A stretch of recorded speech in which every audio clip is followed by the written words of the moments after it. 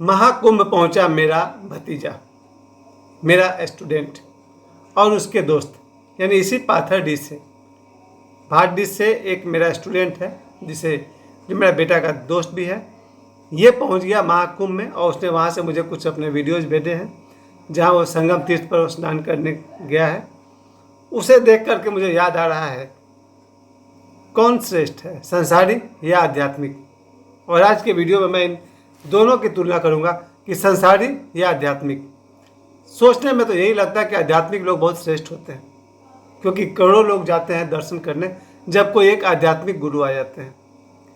एक गौतम बुद्ध को देखने के लिए हजारों लोग पहुंचते हैं, एक संत आ जाते हैं तो उनको देखने लाखों लोग पहुंचते हैं। तो फिर ऐसा लगता है जैसे कि संसारी से श्रेष्ठ आध्यात्मिक लोग होते हैं। लेकिन दूसरे एंगल से, अगर आप मेरी एंगल से देखेंगे तब आपको लगेगा संसारी कम तो मुझे कहीं से नहीं लगा है। संसारी को इन 5 डिवीजन में देखिए, क्योंकि तब हम समझेंगे कि कुंभ में जो लोग पहुँचे हैं सभी के सभी आध्यात्मिक नहीं हैं और सभी के सभी संसारी नहीं हैं। दोनों मिला करके पहुँचे हैं कुंभ में। 7 करोड़ से अधिक लोग अब तक कुंभ में स्नान कर चुके हैं। सबसे पहले मैं देखता हूँ संसारी और आध्यात्मिक में से श्रेष्ठ कौन है, और मेरा सौभाग्य ये है कि मैं संसारी रहा हूँ और आध्यात्मिक भी हूँ। संसारी का जो सबसे बड़ा देन है वो है शिक्षा। संसारी व्यक्ति जो होता है प्रॉपरली वो एजुकेटेड होता है, एकदम क्लास वाइज पढ़ना, नर्सरी से लेकर के ग्रेजुएशन तक। लेकिन सन्यासी आध्यात्मिक जो व्यक्ति होते हैं वो उतना ही पढ़ते हैं जितना में उनका संस्कृत का ज्ञान आ जाए, लिटरेचर का ज्ञान आ जाए, हिंदी हो जाए, इंग्लिश हो जाए। शिक्षा को गहराई से नहीं लेते। संसारी व्यक्ति शिक्षा को जितनी गहराई से ग्रहण करते हैं, आध्यात्मिक व्यक्ति ग्रहण नहीं करते। इस पॉइंट पर मैं क्या कहूँ, किसे श्रेष्ठ कहूँ? और शिक्षा की ज़रूरत तो है। आप देखेंगे अगर स्कूल में 100 बच्चा है उसमें से आध्यात्मिक तो एक भी नहीं है। जो आध्यात्मिक है वो गुरुकुल में है या कहीं और है या घर में बैठा हुआ है। शिक्षा के हिसाब से आध्यात्मिक व्यक्तियों से श्रेष्ठ संसारी हैं, जो शिक्षा को उसके हर डायमेंशन में, उसके आयाम में ग्रहण करते हैं। जो बच्चा आज महाकुंभ में गया हुआ है, पहले वो गया काशी विश्वनाथ, कल सुबह वो वहाँ से चला है वो महाकुंभ के लिए, और आज वो पहुँच गया था महाकुंभ में। मैं सुबह जब सोकर उठा उसने मुझे वीडियो सेंड किया कि वो महाकुंभ पहुँच गया है। और अब उसने जो महाकुंभ के दृश्य दिखाए उसे देख करके तो भाई हम लोग भी समझ गए कि मेरी बेटी का जो बोर्ड एग्ज़ाम है वो 29-30 जनवरी को ही है। 1 फरवरी या उसके बाद हम बाप बेटी तो ज़रूर पहुँच रहे हैं महाकुंभ में, और बेटा शायद आगे पीछे जाए, हम लोग से पहले या हम लोग के बाद में जाएगा, या तीनों एक साथ भी जा सकते हैं। तो मैंने कहा जहाँ तक शिक्षा का संबंध है संसारी व्यक्ति आध्यात्मिक व्यक्ति से ज़्यादा बेहतर है। दूसरा मैंने कहा विवाह। शिक्षा के बाद सीधे मैं विवाह पर आ गया। आध्यात्मिक व्यक्ति विवाह नहीं करना चाहता है। करोड़ों में 1-2 व्यक्ति, वैसे तो भगवान कृष्ण कहते हैं हजारों में, लेकिन हजारों में नहीं होता होगा, करोड़ों में कोई एक व्यक्ति होता है जो विवाह नहीं करना चाहता है। और करोड़ों व्यक्ति जो विवाह करते हैं, जिन्हें हम संसारी कहते हैं, कौन श्रेष्ठ है? जो आग से गुजरा, जो तपा, वो संसारी है। सन्यासी और आध्यात्मिक आदमी तो अधिक से अधिक अगर तपा भी होगा तो विरह की आग में तपा होगा, विवाह की अनुपस्थिति में तपा होगा। लेकिन जो व्यक्ति विवाह की अग्नि में तपा है, कितनी बड़ी तपस्या है मुझे मालूम है।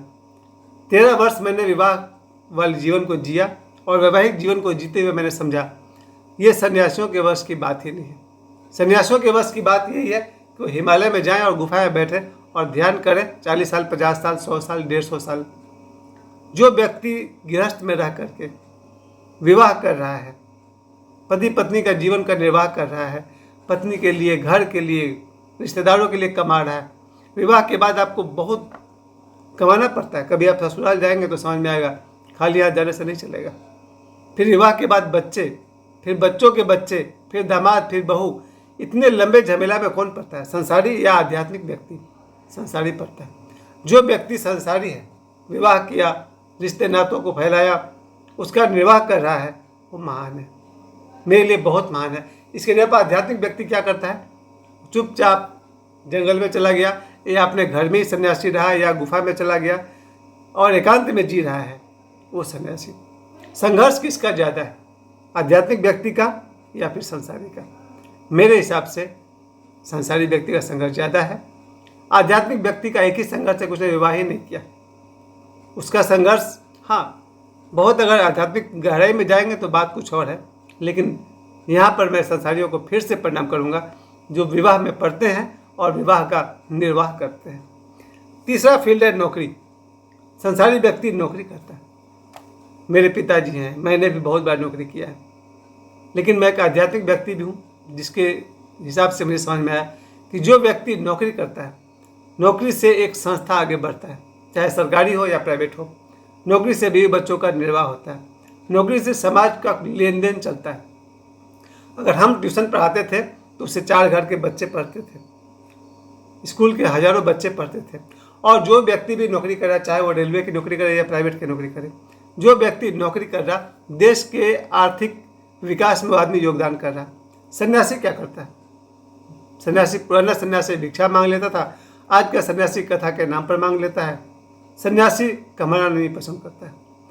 कुछ ही सन्यासी हैं, 2-4, जो अपने पिता या दादा के जायदाद से अपना निर्वाह करते हैं, नहीं तो अधिकांश सन्यासी इसी संसारी पर निर्भर होते हैं। मैं फिर से कह दूं, चाहे गौतम बुद्ध का ज़माना हो या आज का ज़माना हो, सन्यासी संसारियों पर निर्भर है पैसे के मामले में। चाहे वो कथा करें तो भी संसारियों से ही पैसे लेते हैं, या दान पेटी में जो पैसे आते हैं वो भी संसारियों का होता है। तो नौकरी करके कोई आदमी अगर अपने परिवार को चला रहा है, और दूसरा आध्यात्मिक व्यक्ति जो मांग कर चला रहा है, या जिसको दान में पैसे मिल जाते हैं। साधु बहुत बड़ा रहा तो लोग उसके पैर छूते समय पैसे चढ़ा दिए, साधु छोटा रहा तो मांग कर चला लिया। तो चाहे वो गौतम बुद्ध का युग से लेकर 2024 तक आध्यात्मिक व्यक्तियों ने संसारियों पर निर्भरता ही दिखाई है अधिकांश तौर पर, और संसारी इस मामले में नौकरी करता है। मैं इस जगह पर भी, तीसरे पॉइंट पे भी, मैं संसारियों को बहुत बहुत श्रेष्ठ मानता हूँ। और फिर उसके बाद आता है रिश्तेदारी। सन्यासी जो होता है वो एक दिन अपने माता पिता, भाई बहन, पति तो होती ही नहीं अधिकांश के, प्रेमिका, पुत्र, सभी रिश्ते नाते से और उसके मोह से हट जाता है। और संसारी माता पिता, भाई बहन, जीजा बहनोई, फूफा, मामा मामी, सारे रिश्तों को निभाता है। ज़रा सोचिए किसका स्ट्रगल ज़्यादा है। एक है आध्यात्मिक व्यक्ति जो सब रिश्तों को छोड़कर मुंह मोड़ लिया, और एक है संसारी जो सभी रिश्तों को निभा रहा है।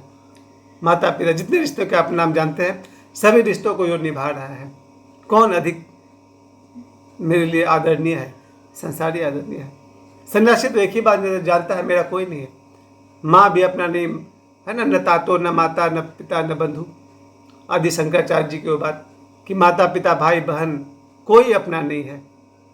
यह है आध्यात्मिक व्यक्ति का सोचना। और संसारी सभी को लेकर चलता है साथ में, माता पिता भाई बहन, दूर दूर के रिश्तेदारों को। इस जगह पर भी रिश्तेदारी निभाने में संसारी बहुत श्रेष्ठ है सन्यासी की अपेक्षा। अब अंत समय आता है मौत। मृत्यु के समय फैसला होता है कौन सही था कौन गलत था। अगर आध्यात्मिक व्यक्ति सही दिशा में चल पाया तो उसकी मृत्यु बहुत सुंदर होती है। आध्यात्मिक व्यक्ति अगर सही दिशा में साधना किया हो, सिद्धि पाई हो, यानी कि आत्मज्ञान को पाया हो, उसकी मृत्यु बहुत सुंदर होती है। और इतनी सुंदर होती है कि आध्यात्मिक व्यक्ति की मृत्यु को मोक्ष कहा जाता है, और आध्यात्मिक व्यक्ति मरने के बाद फिर लौट कर नहीं आता है, ईश्वर के साथ एक हो जाता है, जिसे देवराहा बाबा ब्रह्मलीन अवस्था भी कहते हैं। और आज मैंने देवराहा बाबा की एक किताब खरीदी, नाम तो आप लोग नहीं पढ़ पाइएगा, ये बुक हमने आज खरीदा, क्योंकि ये काम तो मैं बहुत सालों से कर रहा हूँ। किताब खरीदना मेरा बहुत ही फेवरेट काम है। अंत में फैसला होता है कि आध्यात्मिक व्यक्ति मृत्यु पश्चात मोक्ष को प्राप्त होता है, निर्वाण को प्राप्त होता है, और लौट कर पृथ्वी पर नहीं आता है। संसारी व्यक्ति मृत्यु के समय बहुत दुखी होकर मरता है, मोह से भर कर मरता है, क्योंकि अपने पीछे वो रिश्तों का जाल छोड़ जाता है। पत्नी, बेटा, बेटी, दूर दूर के रिश्तेदारों का मोह, घर, जमीन, सारे मोह को रोता हुआ इस दुनिया से संसारी विदा होता है। अंततः विजय किसकी हुई? आध्यात्मिक व्यक्ति की विजय हुई। अगर आध्यात्मिक व्यक्ति सही रहे तो संसारी व्यक्ति भी अगर सत्य और के राह पर चले, उसे भी मोक्ष प्राप्त होता है। आज आप सभी ने मुझे समय दिया, और मेरे लिए सबसे खुशी की बात 2 कि मेरा भतीजा पहुंच गया महाकुंभ में और आज मैंने देवराहा बाबा का किताब फिर खरीदा। अब इसको पढ़ूंगा तब इसमें बाद में बात करूंगा। तो चलिए, महाकुंभ मेरे तरफ से पहला मेरा भतीजा पहुंच गया है और उसके साथ में उसके दोस्त भी हैं। हम भी पहुंचेंगे मगर 1 फरवरी के बाद। मुझे समय देने के लिए आप सभी को धन्यवाद। आज का हमारा विषय था सांसारिक या आध्यात्मिक, श्रेष्ठ कौन। मुझे समय देने के लिए आप सभी को बहुत बहुत धन्यवाद। प्रणाम।